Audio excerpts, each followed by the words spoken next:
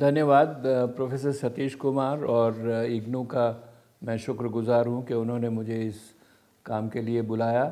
मुझे विषय दिया गया है भारत की विदेश नीति, एक समग्र दृष्टिकोण उसके ऊपर क्या होना चाहिए, और आधा घंटे का टाइम है। आधा घंटे में हम जो जटिल प्रश्न हैं विदेश नीति के उनकी पूरी समालोचना तो नहीं कर सकते हैं, लेकिन मेरा प्रयास ये रहेगा कि मैं जो बड़े बड़े मुद्दे हैं, बड़े बड़े पहलू हैं विदेश नीति के, उनको इंगित करके आपके सामने रखूं और उसके बाद उसका विस्तार से अध्ययन किया जा सकता है। सबसे पहले हमें समझना चाहिए कि किसी भी देश की विदेश नीति उसकी राष्ट्रीय नीति का ही एक स्वरूप है, जो कि अंतर्राष्ट्रीय मंच पर अभिव्यक्त होता है, प्रदर्शित होता है। तो जो जैसा राष्ट्र है और जो उसकी आकांक्षाएं हैं, जो उसकी शंकाएं हैं, जो उसके हित हैं, इंटरेस्ट हैं, जो उसकी काबिलियत है, कैपेबिलिटीज़ हैं, उनको लेकर ही एक विदेश नीति बनेगी। और दोनों राज्य की अपने चरित्र या अपनी प्रकृति जैसी भी होती है और अंतर्राष्ट्रीय वातावरण जैसा भी है, इन दोनों के समागम से भी तो ये दो सृजन करता है विदेश नीति के। एक राज्य और उसकी प्रकृति क्या है और दूसरा अंतर्राष्ट्रीय वातावरण कैसा है।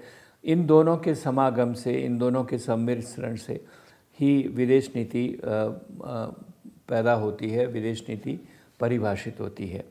अगर हम भारत की विदेश नीति भी इसका कोई अपवाद नहीं है। भारत की विदेश नीति को देखें तो उसको हम 4 सत्रों में बांट सकते हैं इस पे कि किस तरह से गतिशील संबंध राज्य और अंतर्राष्ट्रीय वातावरण में रहे हैं। वो 4 जो सत्र हैं वो इस प्रकार कहे जा सकते हैं। एक नेहरू के समय का, जो 1960 के दशक के आखिर तक चला।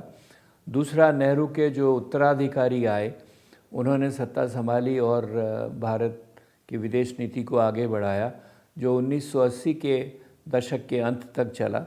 उसके बाद शीत युद्ध का अंत हुआ और एक बिना नेहरू का नेतृत्व भारत में सामने आया। उन्होंने 2014 तक अपना वातावरण, अपना आधिपत्य चलाया अंतर्राष्ट्रीय वातावरण को परिभाषित करने के लिए। और आखिर में अब जो वर्तमान समय है उसे मोदी जी का समय कहा जा सकता है, मोदी मंत्र कहा जा सकता है, मोदी का जादू कहा जा सकता है, मोदी मैनिया कहा जा सकता है। वो वर्तमान का समय है जो 2014 से शुरू हुआ है और कम से कम 10 साल और उसके बाद 24 के बाद क्या होता है वो देखा जाएगा। तो इस प्रकार भारत की विदेश नीति के ये 4 बड़े फेजेस या सत्र कहे जा सकते हैं। इनके कैरेक्टरिस्टिक फीचर्स हैं और हर एक कैरेक्टरिस्टिक फीचर्स में 3 बातों को मैं अंडरलाइन करता हूँ।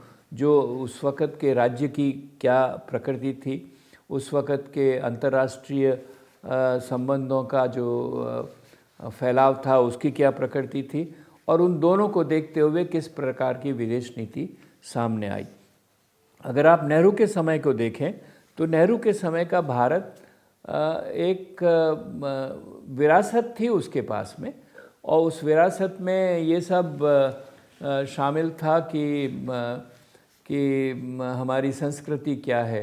अगर आप नेहरू की 2 किताबें देखें विशेष तौर से, जो अक्सर नहीं पढ़ी जाती है, मैं समझता हूँ पढ़ना चाहिए उनको, डिस्कवरी ऑफ इंडिया और ग्लिम्पसेस ऑफ वर्ल्ड हिस्ट्री। और उसमें दोनों में उसने स्पष्ट रूप से इस बात को परिभाषित किया है कि किस तरह से हमारी जो हेरिटेज है वो सांस्कृतिक और सभ्यता संबंधी, वो हमें और हमारे व्यवहार को प्रदर्शित साफ ढंग से करती है। तो उस वक़्त का भारत एक अपनी हेरिटेज जो इनहेरिटेंस थी उसको लेके आगे बढ़ा।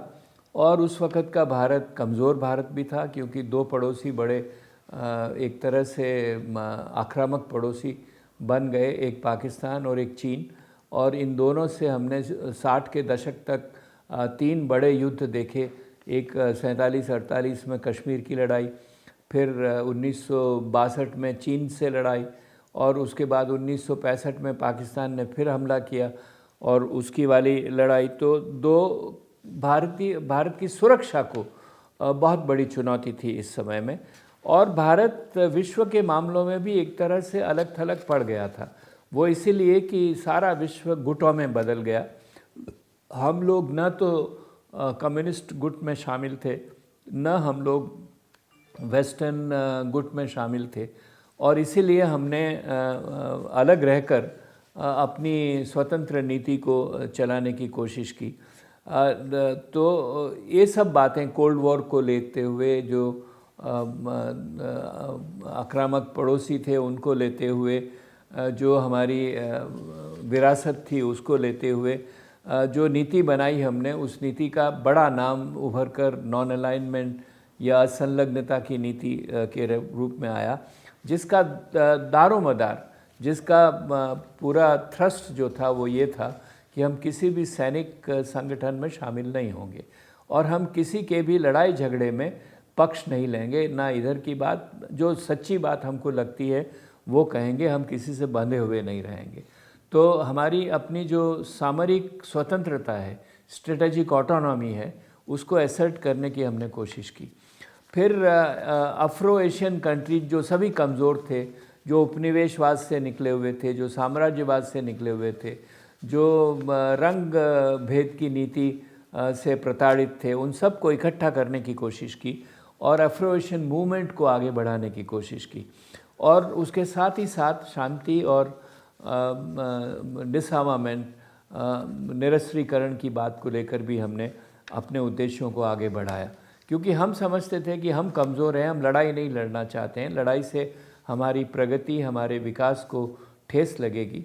इसलिए शांति की बहुत ज़रूरत है विश्व में, और जो बड़ी शक्तियां आपस में एक दूसरे से प्रतिस्पर्धा रख रही है, उससे विश्व की शांति को खतरा है।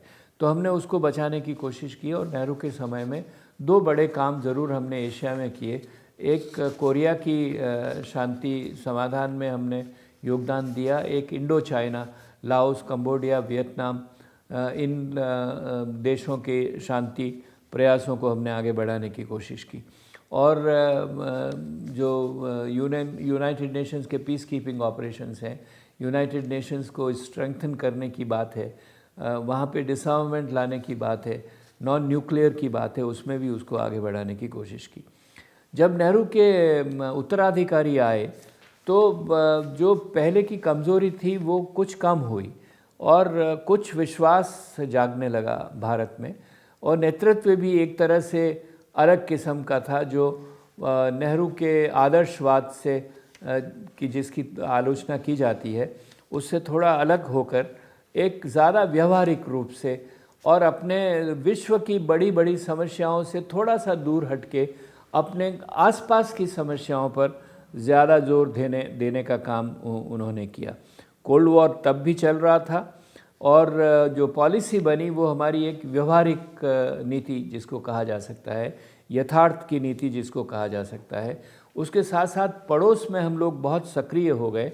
भारत ने बांग्लादेश बनाया, पाकिस्तान टूटा, क्योंकि पाकिस्तान एक मिलिट्री रूल ने बहुत ऑप्रेसिव पॉलिसी बांग्लादेश के लिए चलाई थी। सिक्किम का हमने विलय किया भारत में, इंटीग्रेशन हुआ उसका। श्रीलंका में जाकर हमने जो तमिलों की समस्या थी उसमें भाग लेकर श्रीलंका को ये कहा कि ऐसा संविधान बनाइए जिसमें जो आपकी माइनॉरिटीज़ हैं उनको भी पूरे हक मिलें। और मालदीव्स में भी जो एक ऑथोरिटेरियन पार्टी बन गई थी गयूम साहब के नेतृत्व में, उसको हटाकर ज़्यादा डेमोक्रेटिक व्यवस्था की स्थापना करने की कोशिश की। इसी समय में भारत ने अपनी जो क्षमताएं हैं उनको भी बढ़ाना शुरू किया।